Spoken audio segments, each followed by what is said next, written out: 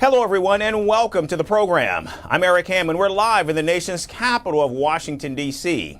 And today, wars burn hot in the Middle East and Europe. We bring you the latest. Also, President Donald Trump cuts short his trip to the G7. More on that and other stories in a moment, but first, a look at the latest headlines.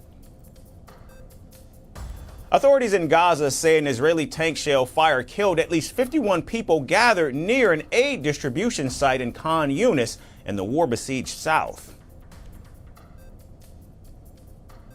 Taiwan tests a locally made sea drone capable of carrying bombs, part of a growing push to boost maritime firepower amid China's growing military pressure.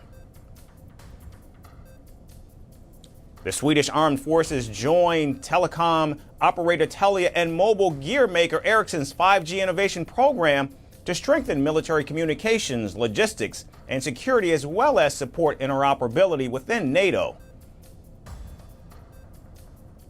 Greek rail drivers hold a 24-hour strike demanding safety upgrades ahead of a parliamentary vote on Wednesday to probe top officials over the 2023 train tragedy that killed 57 people. And Thailand's cabinet approves a $1.2 billion bid to host a Formula One street race in Bangkok in 2028, with officials hoping to secure a 5-year contract running through 2032.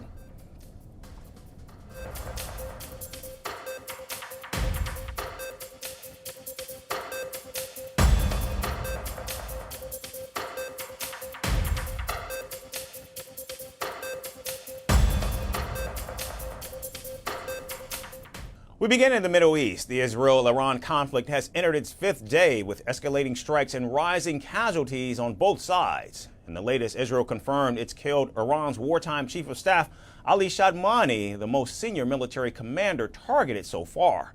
The killing came as part of a sweeping military operation across western Iran where Israeli forces struck missile storage sites, UAV launches, and air defense systems overnight.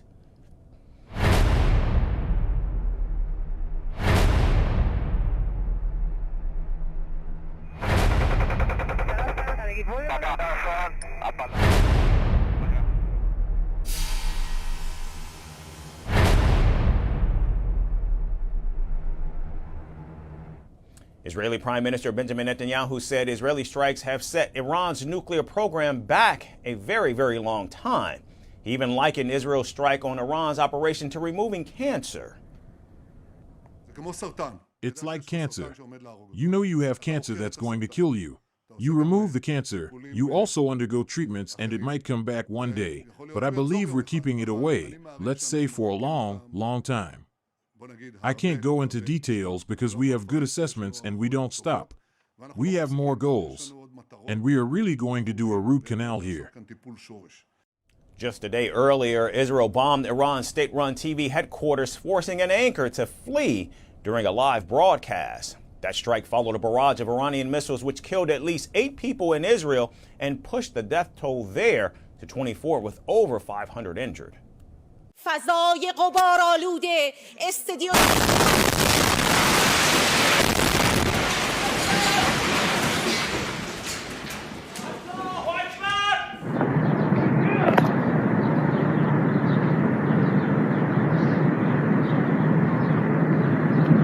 Just hours ago, Israeli regime deliberately targeted the office of Iran's news agency during a live broadcast.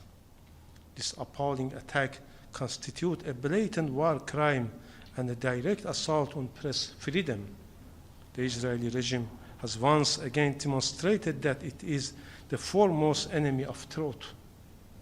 It holds the disgraceful record of being the world's leading perpetrator of violence against journalists and media professionals. Now, on the other hand, Iran's health ministry reports that at least 224 people have been killed and more than 1,200 injured inside the country since Israeli strikes began last Friday. And in a rare move, Iran's main gas production site, South Pars, was also hit by 3 drones. However, Iranian state media did not confirm the extent of the damage. And in response to the Israeli attacks, Tehran fired over 370 missiles and hundreds of drones at Israeli cities and military installations. Powerful explosions rocked Tel Aviv early Monday, sending black smoke over the skyline and deepening fears of a drawn-out conflict. After a series of Iranian attacks, Prime Minister Netanyahu likened Iran's supreme leader Ayatollah Khamenei to a modern-day Hitler and added that his killing would end the conflict.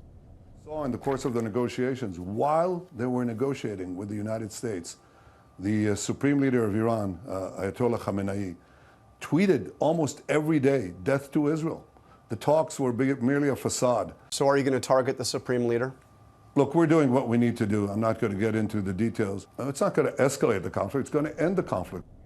Meanwhile, President Donald Trump cut short his visit to the G7 summit in Canada and returned to Washington.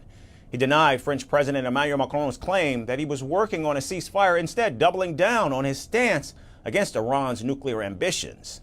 Taking to his Truth Social account, the president wrote, quote, "Iran cannot have a nuclear weapon," end quote, urging all civilians in Tehran to evacuate immediately. Now, following President Trump's warning, top diplomats from France, the UK, and Germany urged Iran to return to the negotiating table without preconditions and avoid any steps that would further isolate it from the global community.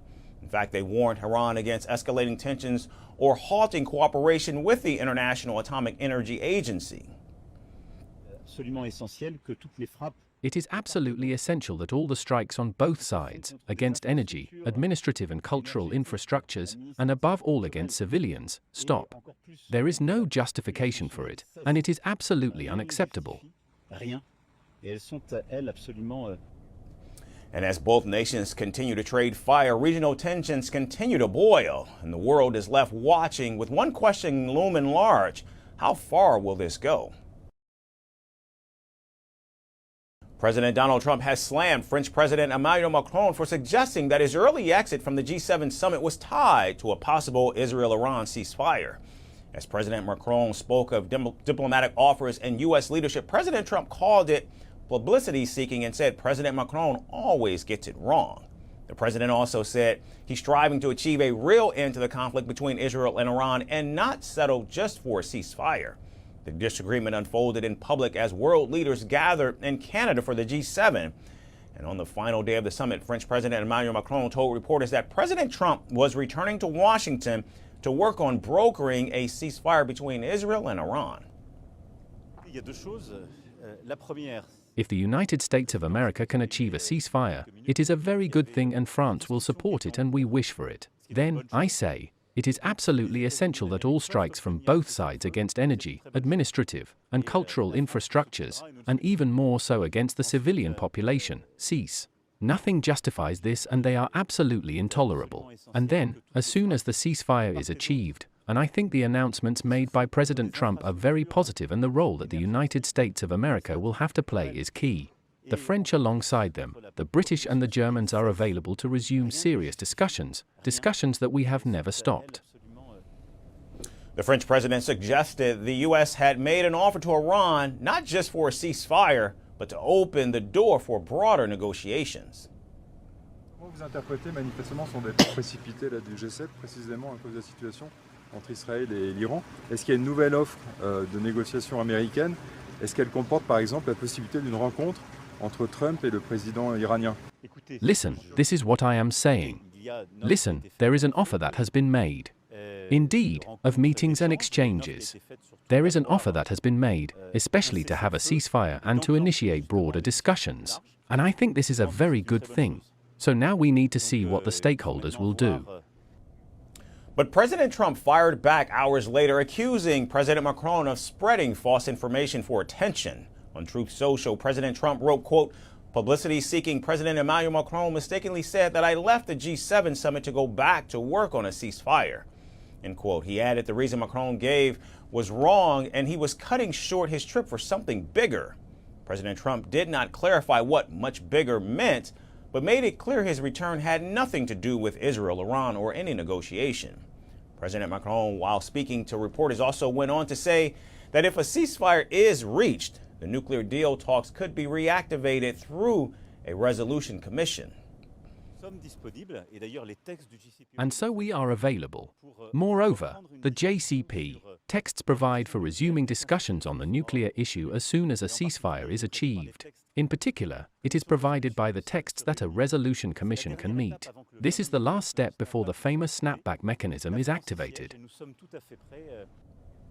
The French leader also made it clear military strikes on civilians or infrastructure from either side must stop. Now the clash between the two leaders exposes a deep divide. While France pushes for talks and de-escalation, President Trump is projecting a hardline stance with no interest in appearing soft on Iran. But this wasn't just about the Middle East. President Macron also mentioned U.S.-EU coordination on Russian sanctions, saying President Trump had given a positive response to efforts by Senator Lindsey Graham to move forward.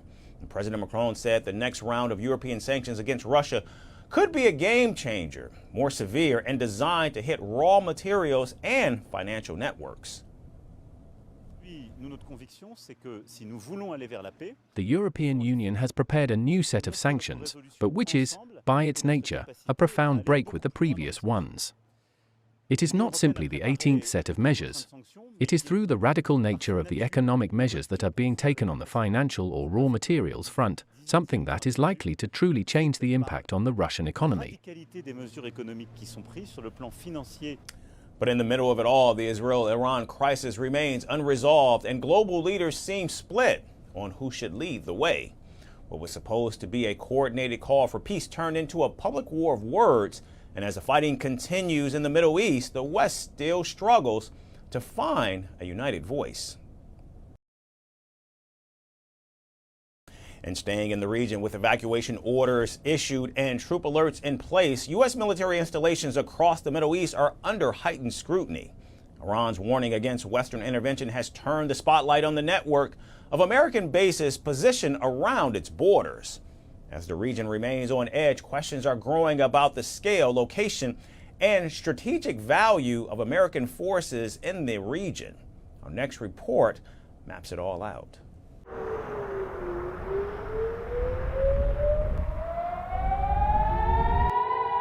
The conflict in the Middle East is showing no signs of de-escalation.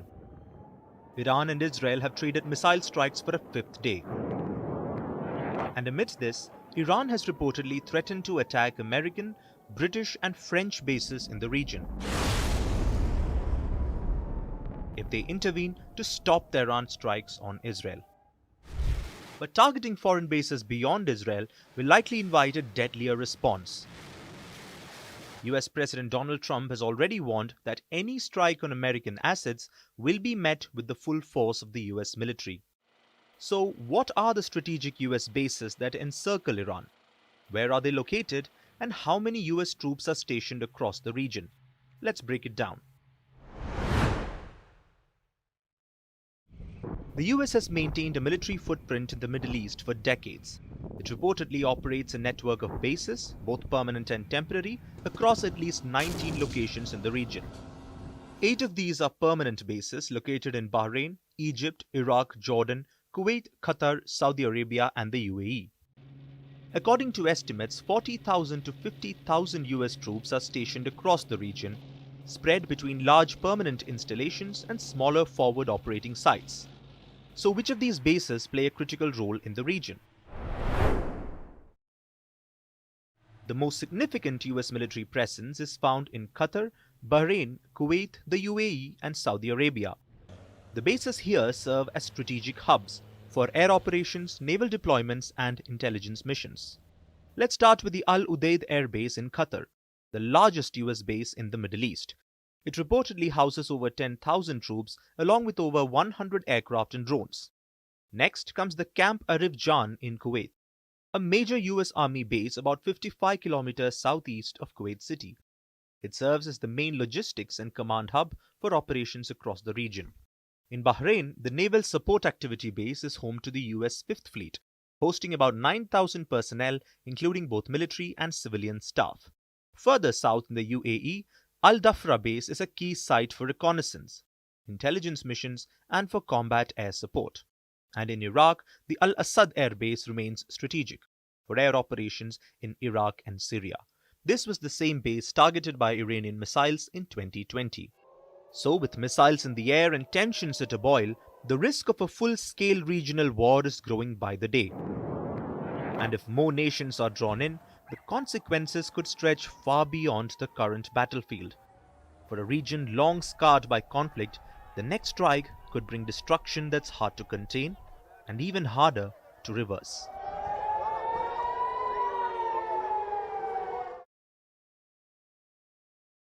And keeping the focus on Iran, where a wave of arrests, public warnings, and an execution followed Israel's covert Mossad operation, which reportedly smuggled weapons into Iran and launched strikes from within. The regime's response has been swift and sweeping, targeting alleged spies, cracking down on dissent, and calling on citizens to report suspicious behavior. So as Tehran tightens its grip and paranoia deepens, the scale of Mossad's infiltration raises alarms and questions. Our next report investigates how well entrenched the Israeli spy agency in fact is in Iran. Spy games between Iran and Israel go back decades. Now, as the conflict between the two arch foes reaches a new peak, not just missiles, reality has hit Iran hard. Reports say Israel's spy agency Mossad may have hit Iran from the inside. So Mossad paranoia has gripped Iran, and it has now launched a crackdown. Since Israel's strikes on Tehran last Friday, Iran has descended into a state of hyper-surveillance. Authorities have arrested 28 people in the capital alone, accusing them of spying for Israel. Across the country, many more have been rounded up, not just for espionage, but for positive articles online seen as supportive of what the government calls the Zionist regime. In Isfahan, where Israel reportedly targeted a nuclear site, 60 people were arrested for disrupting the psychological security of society. But the most striking warning came on Monday when Iran executed an alleged Mossad agent for spying. Now, according to the Fars news agency and Iranian student news agency, Ismail Fakhri was arrested in December 2023. He was charged with Moharibeh, meaning waging war against God, and corruption on earth. The Islamic Republic news agency added that Fakhri maintained contact with 2 Mossad officers and passed them classified information, including the locations of sensitive sites and identities of key Iranian personnel. But the hangman's rope is only a part of Iran's response. The government has launched a nationwide manhunt for Mossad operatives, urging ordinary citizens to become the eyes of the state. Posters circulated by state-affiliated Noor News and National Police warn of suspicious behavior, masked individuals in pickup trucks, people wearing sunglasses at night, homes with drawn curtains during the day, and unusual sounds like banging or screams. Landlords have also been told to report new tenants. Delivery drivers are under watch, and citizens are being trained to look for enemies in plain sight. This fear is not unfounded. Israeli officials claim Mossad agents smuggled weapons into Iran and established an operational base to launch drone strikes. These drones hit missile launchers near Tehran, paving the way for more than 100 Israeli aircraft to carry out over 200 airstrikes across the Iranian territory. Now, in the aftermath, Iranian media reported a major seizure of gear linked to the operation. 200 kilograms of explosives, suicide drones, launchers, and drone-making equipment found in the city of Rey in Tehran province. And these raids have not stopped. On Monday, Iranian police arrested 2 alleged Mossad agents in Fasha foyer. They were caught with explosives and drones. A day earlier, IRNA reported 2 more were arrested in Alborz province, where they had set up a bomb-making hideout. Meanwhile, journalists have been banned from filming in public. The Basij paramilitary force, once used to crush anti-regime protests, is back on the streets, this time on nightly surveillance patrols. Iran's police chief has urged traitors to come forward, offering possible leniency. But the threat is clear. Those who don't will face the same fate as Fakhri. Iran is now a nation watching its own shadow, questioning every knock on the door and every face in the crowd. And finally, we shift from the war in the Middle East to the war in Europe. Russia has unleashed one of its deadliest attacks on Ukraine's capital this year. Overnight strikes killed at least 15 people and injured dozens others, hitting cities such as Kyiv and Odessa. Ukraine's President Volodymyr Zelensky said Russia sent more than 440 drones and 32 missiles for its attack on the cities. Attacks are pure terrorism. Putin does this solely because he can afford to continue the war. He wants the war to go on. It is wrong when the powerful of this world turn a blind eye to it. About 27 locations across the capital were struck during several waves of attacks throughout the night, damaging residential buildings, schools, and critical infrastructure. One Kyiv district, a ballistic missile reduced part of a 9-story apartment building to rubble. Visuals from the scene showed emergency workers combing through debris and dousing flames with hoses. I have never seen anything like this. It is horrible. When people were being taken out of the rubble, when they were taking them out, some were wounded. There were elderly and children. They had cuts on their hands. A little boy from our part of the building had his neck cut, was taken to hospital to have it treated. It was all horrible. Kyiv's mayor said that a 62-year-old U.S. citizen was among those killed, dying from shrapnel injuries inside his home. Meanwhile, in the southern port city of Odessa, drones struck another residential building, killing one person and injuring at least 17 others. Thank God I am alive. I hope all the neighbors are alive. I didn't care about the building. I just ran because I understood that I have to save myself. Life is the only thing valuable we have. And at the same time, Russia's defense ministry claimed it intercepted more than 140 Ukrainian drones over its own territory, including the Moscow region. But none reportedly caused the level of destruction seen in Ukrainian cities.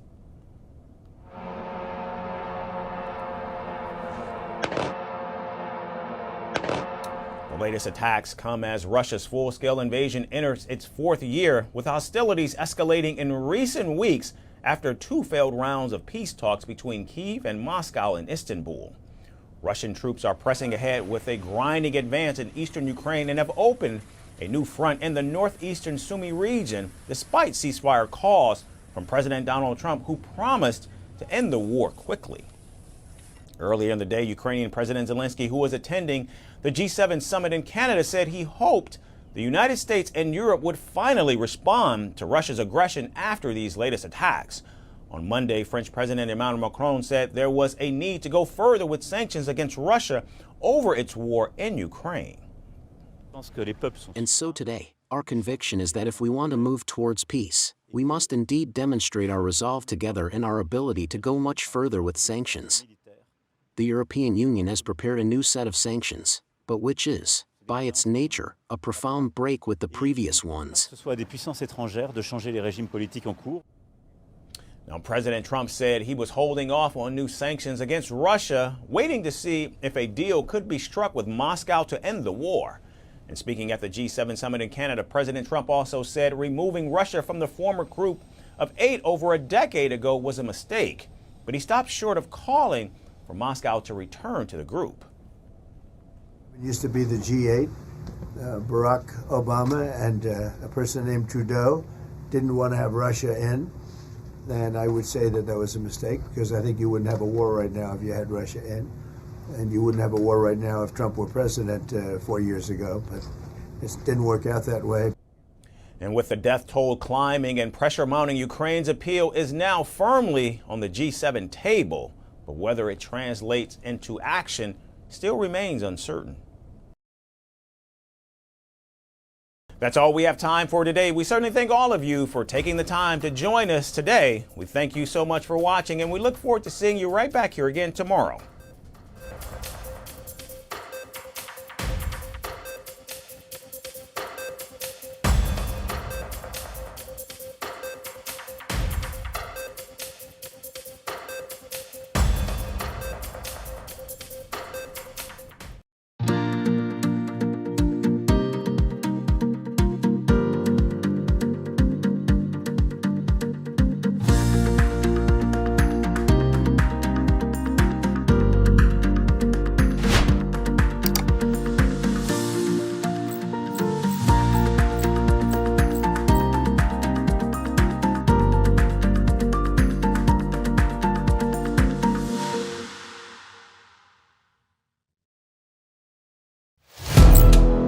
Firstpost now available in 9 languages on YouTube.